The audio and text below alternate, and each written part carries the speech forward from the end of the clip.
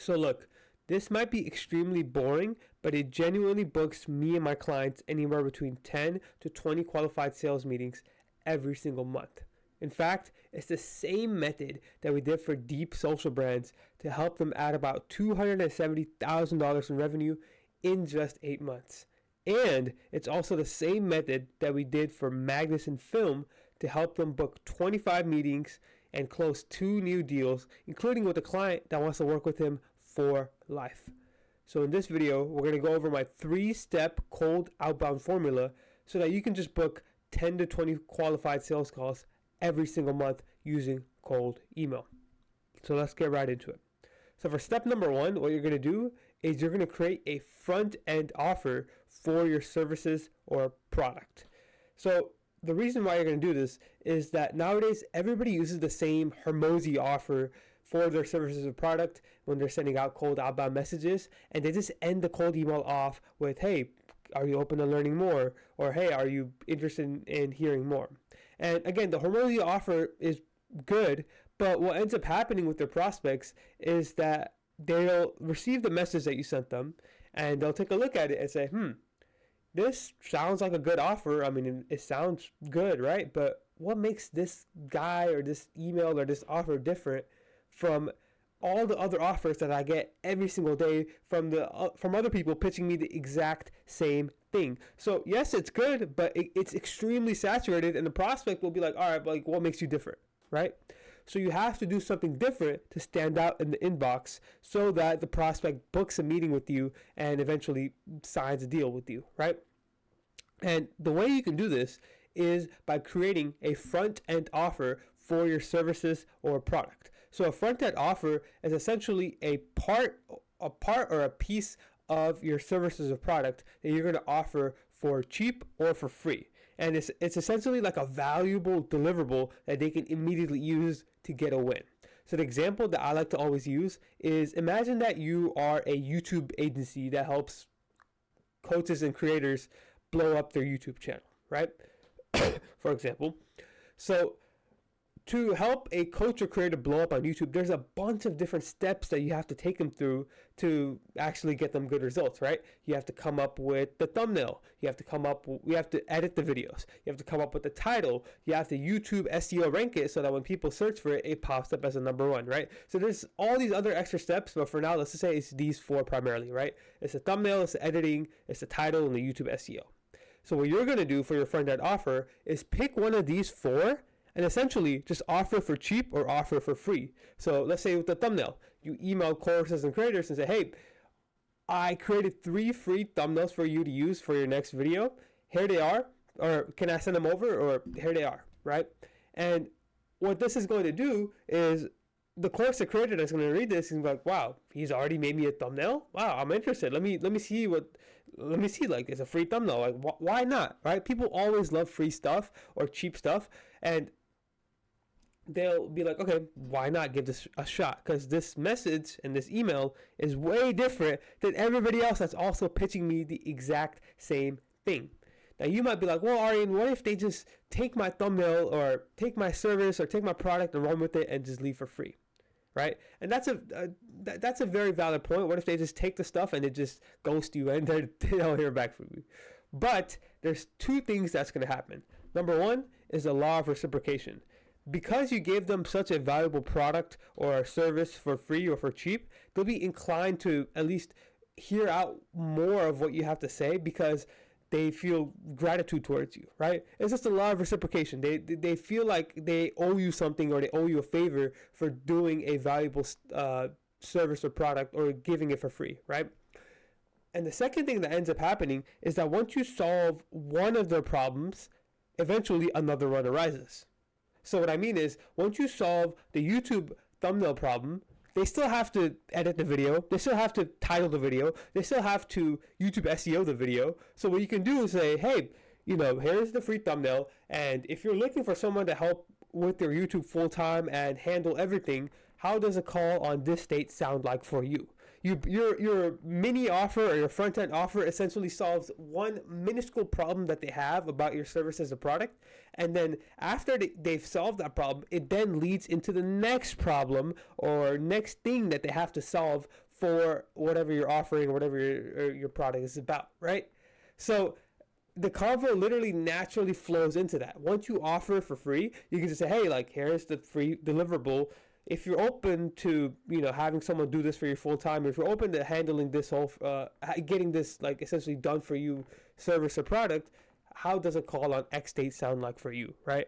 It's sort of like if you're a beginner and you're hired a basketball trainer, right? If you're a beginner and you hired a basketball trainer, let's say just for shooting, and he helps you out with shooting, let's say, right?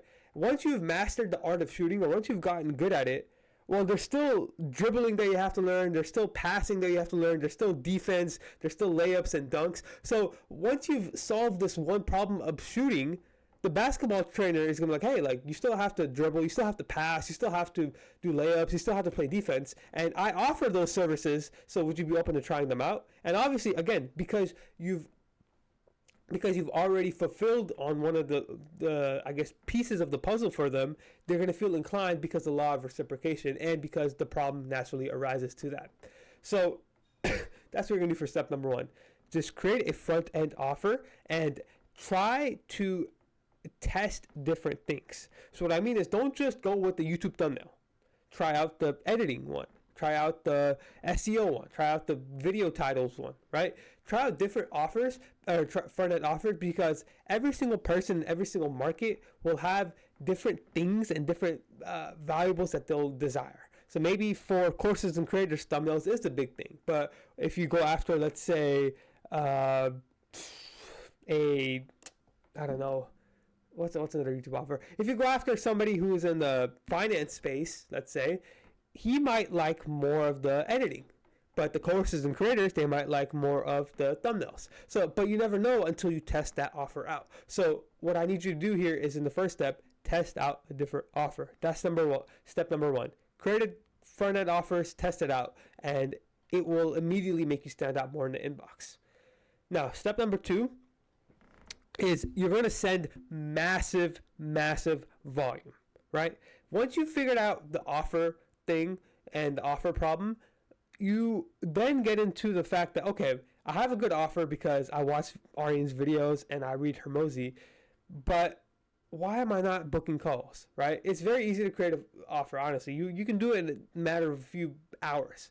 But once you've solved that bottleneck, what'll come up next is that you just don't have a lot of eyeballs on what you're offering or what you're selling or where your product is, right? So you basically just need more traffic. That's literally it. You just need more traffic.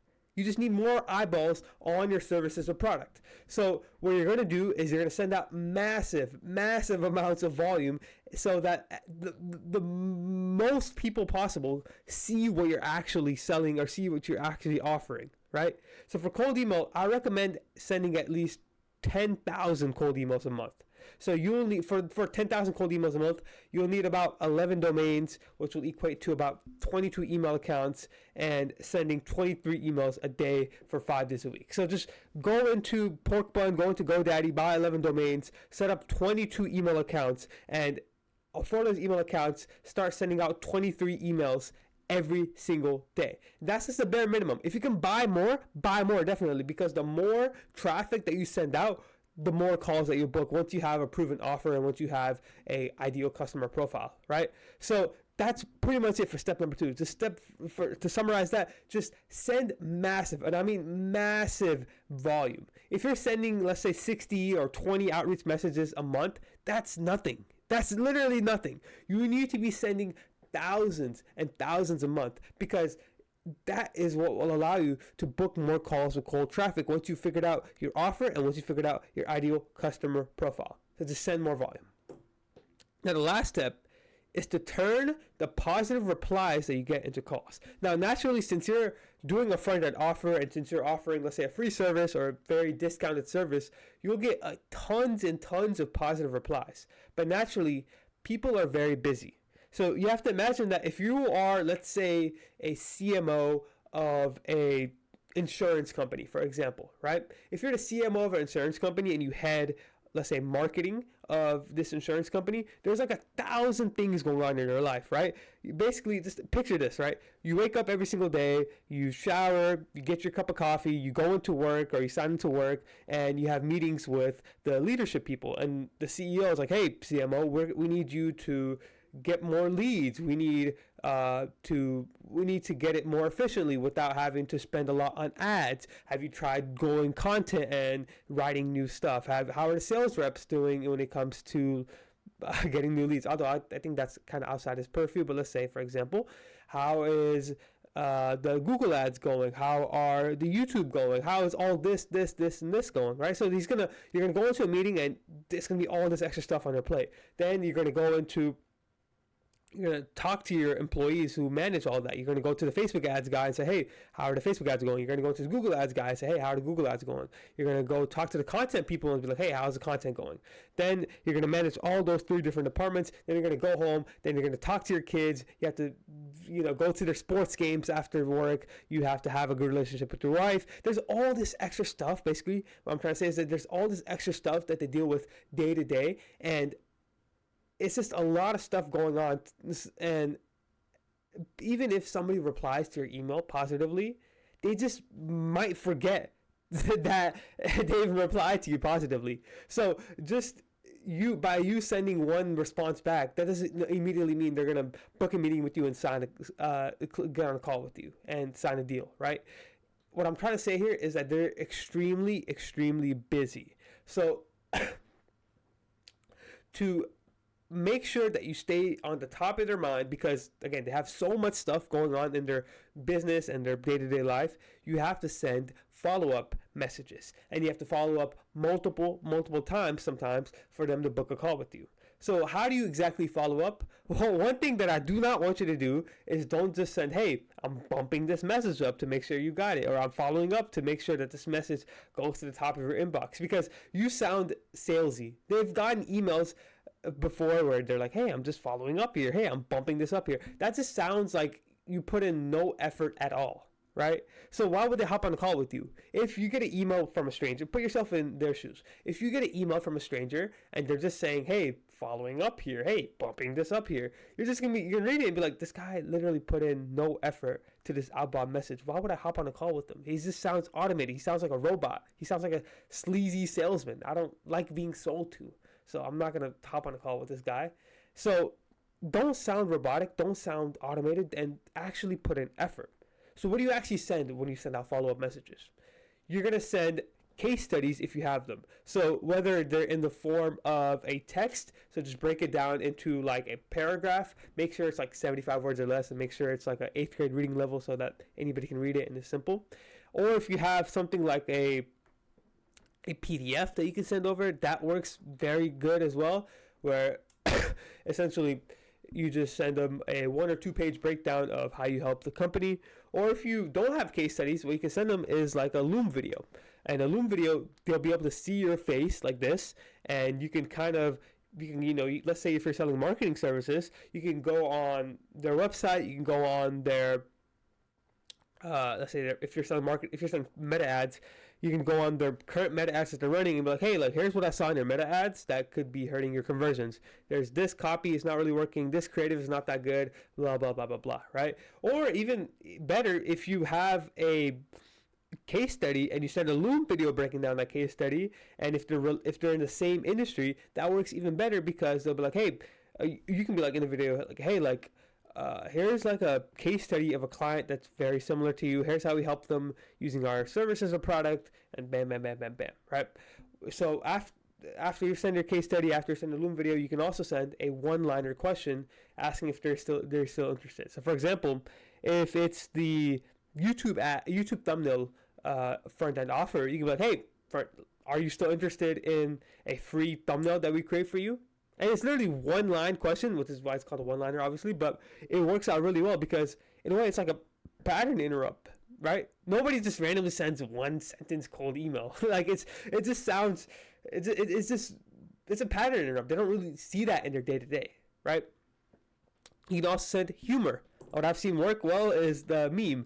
If you guys have ever seen the Pablo Escobar meme where he's just standing there waiting like this.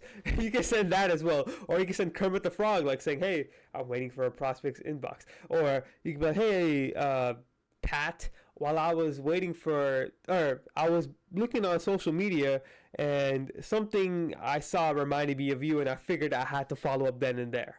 Right? So you can send weird stuff like that, or you can even send like an emoji. I send a inspector emoji sometimes, and that gets them to follow up, that gets them to reply, and I book a meeting with them. And shout out to Christian from Client Ascension for that. So you can send humor as well, or you can send them relevance. So let's say they're in the insurance industry, and I don't know, there's like a big news in the insurance industry that it's growing by 10% every single year, or 10% year after year, right? For example.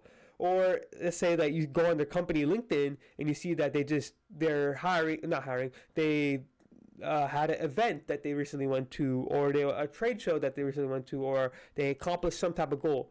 It's something relevant to their company or to themselves, or even you can go on their LinkedIn and look at like some of their stuff that they post. So you can send relevance as well.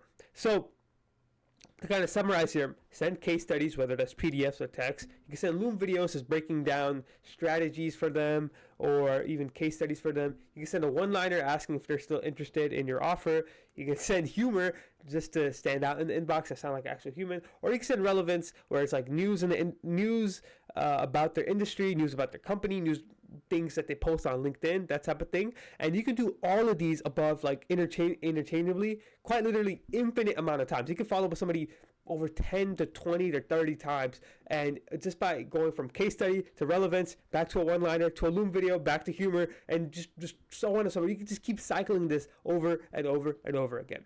So, ladies and gentlemen, that is how you book anywhere between 10 to 20 qualified sales calls every single month. Now, if you want a more in-depth guide on this, I know I went very high-level overview, but if you want a more in-depth guide on this, I have a 122-page cold email guide that you can read below, and you can access below absolutely for the free $99. It's literally yours to keep and use. I'm not even going to ask for your email for it because quite literally, I don't need it. So click that link below. It'll be the second link in the description, and you can use it for free. With all that said, thank you so much for watching, and I'll see you all in the next one. Peace out.